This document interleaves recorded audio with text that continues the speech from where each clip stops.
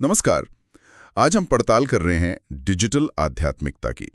मतलब कैसे टेक्नोलॉजी और हमारी आस्था आजकल एक दूसरे से मिल रहे हैं। जी हाँ। हमारे पास कुछ लेख और वीडियो स्क्रिप्ट्स हैं जो इसी पर है कि भाई ऑनलाइन पूजा, एप्स और एआई ये सब हमारी धार्मिक प्रथाओं को कैसे बदल रहे हैं। और ये बदलाव कोविड के बाद तो काफी तेजी से आया है। बिल्कुल। तो आज हम यही समझने की कोशिश करेंगे कि ये बदलाव सिर्फ एक सुविधा है, मतलब जिंदगी आसान हो गई, या फिर हमारी भक्ति, हमारी आध्यात्मिकता की समझ वो भी बदल रही है। सही कहा।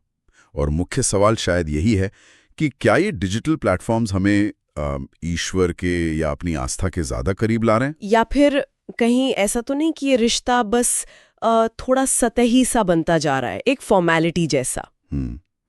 तो चलिए शुरू करते हैं कि ये ट्रेंड कितना बड़ा है। लॉकडाउन के बाद तो जैसे बाढ़ सी आ गई इन ऐप्स की।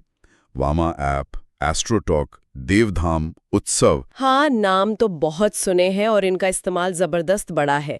वामा.ऐप के ही महीने में करीब 4 लाख एक्टिव यूजर्स हैं, ऐसा सुनने में आया। और इस पूरे सेक्टर में मतलब आध्यात्मिक टेक में करीब $50 मिलियन का निवेश भी आया है। पैसा लग रहा है इसमें। अच्छा, 50 मिलियन, ये तो काफी सीरियस बात है। और वो एप्स फॉर भारत वाला आंकड़ा भी देखिए, उन्होंने तो 175 करोड़ रुपए फंडिंग उठाई। हाँ, और उनके 12 लाख यूजर्स ने एक साल में, सोचिए, 50 लाख ऑनलाइन अनुष्ठान किए। 52 लाख, मतलब लोग सच में इनका इस्तेमाल कर रहे हैं। लेकिन यहाँ एक सवाल मेरे मन में आता है, क्या ये बस एक शुरुआती उत्सुकता है या ये वाकई में एक गहरा, लगातार चलने वाला जुड़ाव बन रहा है? ये अहम सवाल है। और ये सिर्फ ऐप्स की बात नहीं है। अब तो कई प्लेटफॉर्म्स हैं जैसे वर्शिप कार्ट, श्री मंदिर, टेम्पल कार्ट। हाँ, ये तो मंदिरों से सीधा जोड़ते हैं ना, ऑनलाइन पूजा, लाइव दर्शन। और प्रसाद भी घर भेज देते हैं। उज्जैन के महाकालेश्वर मंदिर का ही उदाहरण लें। श्रावण के महीने में वहां ऑनलाइन पूजा की डिमांड 50% बढ़ गई। 50%? ये तो बहुत ज्यादा है। यानी लोग इसे अपना रहे हैं। और इसमें स्थानीय पंडित भी पीछे नहीं है।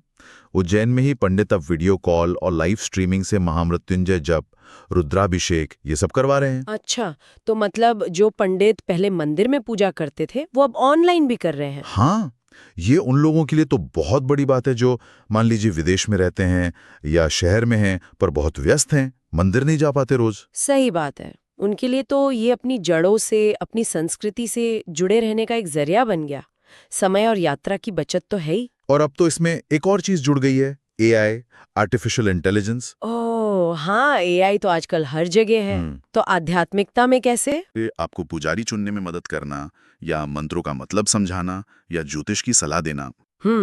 पुजारी चुनने में एआई की मदद, ये थोड़ा अलग है। पारंपरिक रूप से तो हम पंडित जी को जानते थे या परिवार के जरिए तय होता था। अब एल्गोरिदम बताएगा। हाँ, ये एक नया पहलू है। फायदे तो साफ हैं, सुविधा, पहुंच, समय की बचत। बिल्कुल, घर बैठे पूजा कर ली, अपनी संस्कृति से जुड़ गए।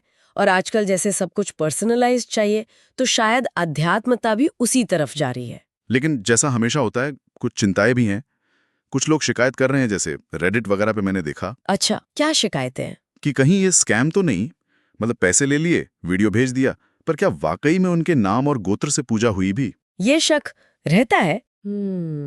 ये चिंता तो जायज है। और इससे भी गहरा सवाल ये है कि क्या इस तरह नाम और गोत्र बताकर की गई ऑनलाइन पूजा, क्या वो आध्यात्मिक रूप से उतनी ही प्रभावी है, उतनी संतुष्टि देती है? आलोचक तो यही कहते हैं कि इससे भक्ति एक तरह का लेन देन बन सकती है, ट्रांजैक्शनल। हाँ, कि पैसे दिए सर्विस मिल गई।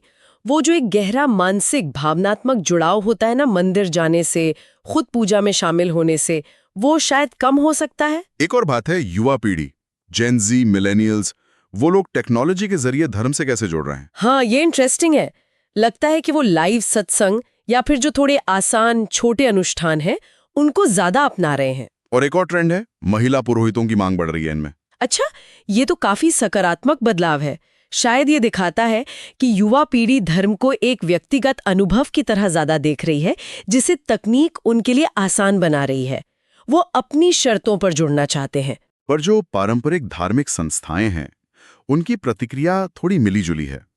जैसे उज्जैन के पंडितों ने तो ऑनलाइन पूजा को अपना लिया। हाँ, वो तो हमने देखा। लेकिन दूसरी तरफ सिख गुरुद्वारा प्रबंधक कमेटी यानी SGPC, उन्होंने एआई को लेकर बहुत गंभीर चिंता जताई है। ओह, किस बारे में? उनका कहना है कि चैट जीपीटी और जेमिनी जैसे एआई प्लेटफॉर्म गुरबाणी और सिख गुरुओं की तस्वीरों का गलत इस्तेमाल कर रहे हैं, मतलब तोड़ मरोड़ कर पेश कर रहे हैं। अरे, ये तो वाकई गंभीर बात है। एसजीपीसी से धार्मिक भावनाओं का अपमान मान रही है और उन्हें डर है कि इससे युवा पीढ़ी गुमराह हो सकती है। हाँ, और उन्होंने सरकार से इस पर पॉलिसी बनाने की मांग भी की है। तो ये एक तरह का टकराव है, टेक्नोलॉजी को अपनाने और धार्मिक सिद्धांतों की पवित्रता बनाए रखने के बीच। सही कहा। तो कुल मिलाकर तस्वीर ये बन रही है कि डिजिटल तरीकों ने आध्यात्मिकता को ज्यादा सुलभ बनाया है, शायद ज्यादा समावेशी भी, कुछ हद तक लोकतांत्रिक कह सकते हैं। हाँ, ये शब्द सही है। ज्यादा लोगों की पहुंच में आ गया है। बिल्कुल, तकनीक ने सुविधा तो दी है, इसमें कोई शक नहीं, लेकिन जैसा हमने कहा, ये आध्यात्मिकता को थोड़ा सतही बनाने का खतरा भी साथ लाती है।